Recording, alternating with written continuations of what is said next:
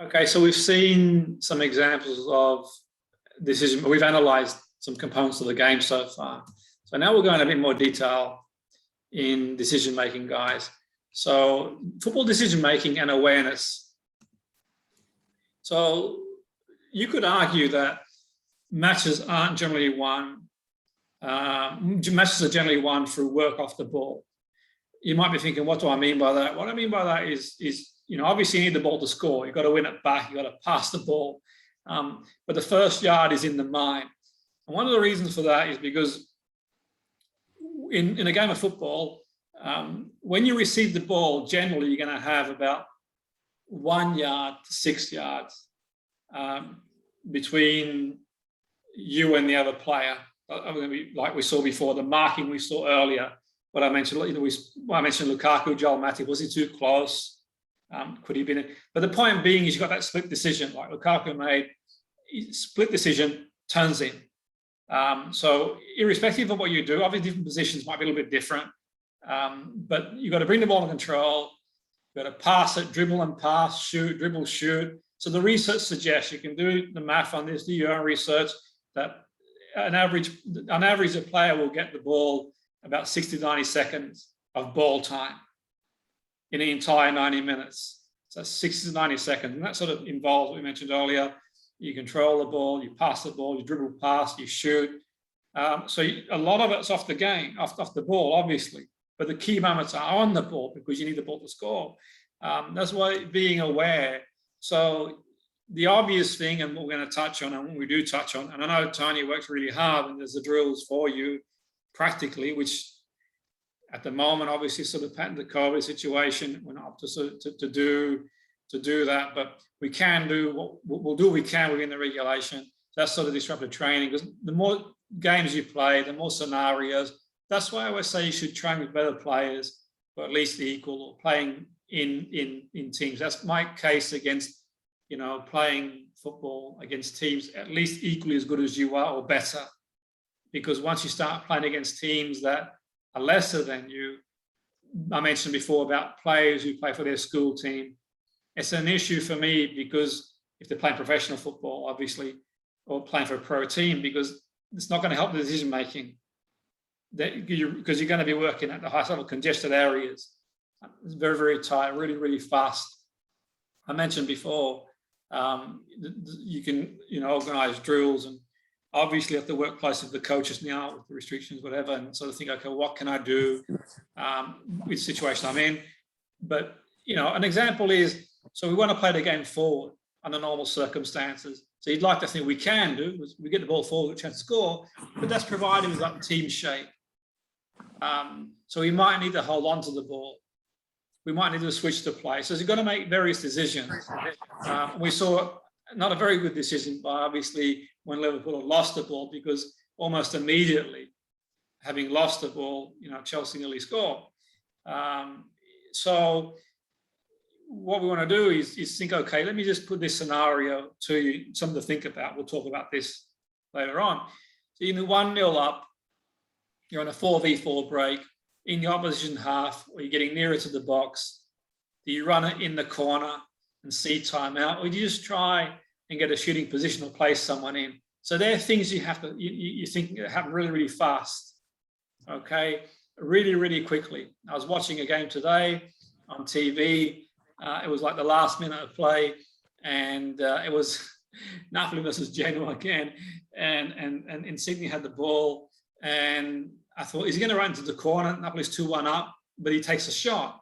He misses. It could have easily have gone in, but then Genoa's got the ball. They hit it long. Game finished. So, who am I to tell him or anyone how to play? But the point I'm making, these are things you've got to calculate.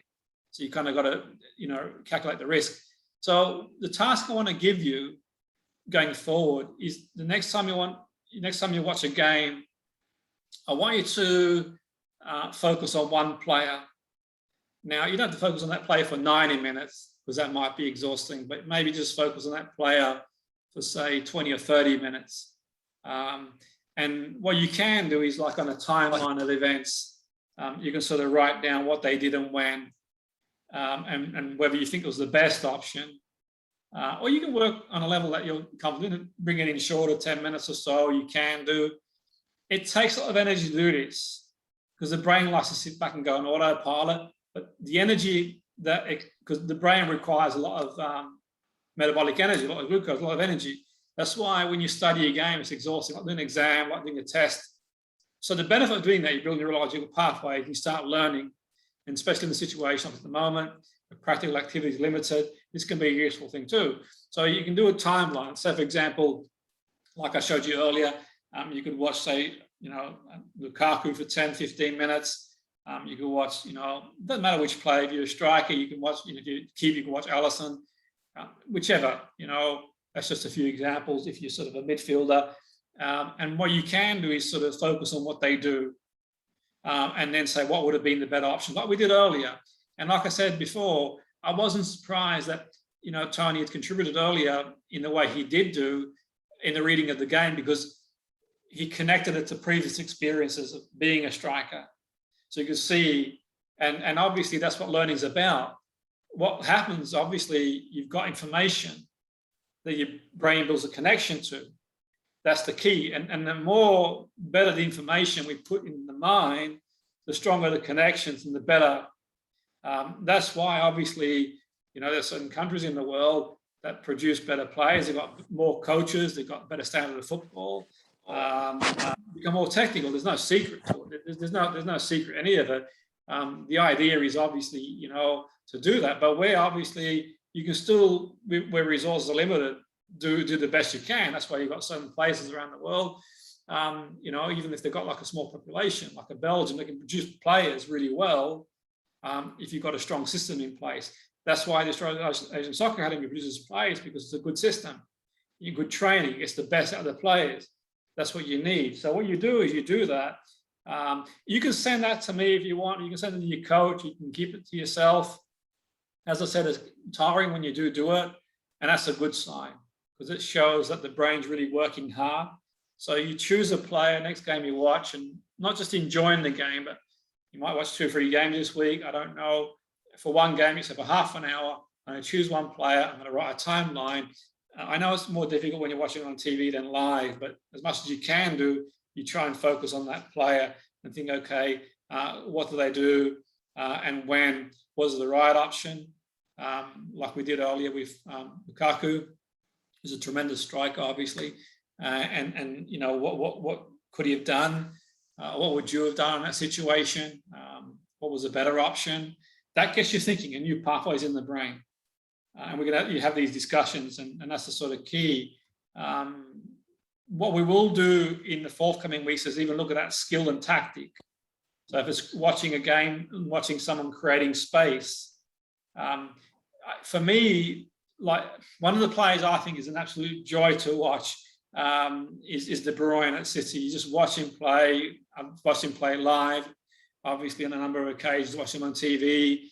He's just a joy to watch because just the way he moves, the space he creates, and it's incredible, really. And you sort of choose which player you want to watch, which is quite useful. Yeah, Grealish, absolutely. And to be fair, on the weekend, Grealish played well. I mean, obviously, Arsenal was a bit disjointed, but I asked my daughter about the game because she was at the game. And how he played, and you can see. I'll show you the video anyway. You can see. I'll send the video through to you shortly. You can see, but yeah, absolutely. I think he's, and the players that play with their head up are really, it really helps a lot too. Obviously, you got your head up and so on and so forth. And what you do is, I mean, as a coach, if you've got someone that you're sort of working with, someone's like, with you at home, who wants to help out. What you can do is sort of, do what I did earlier, show a video. What would you do next?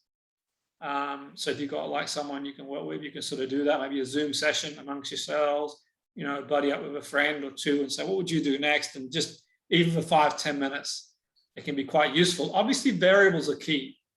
Not many people have got the pace and power of Lukaku. Not many people can jump as high as Ronaldo.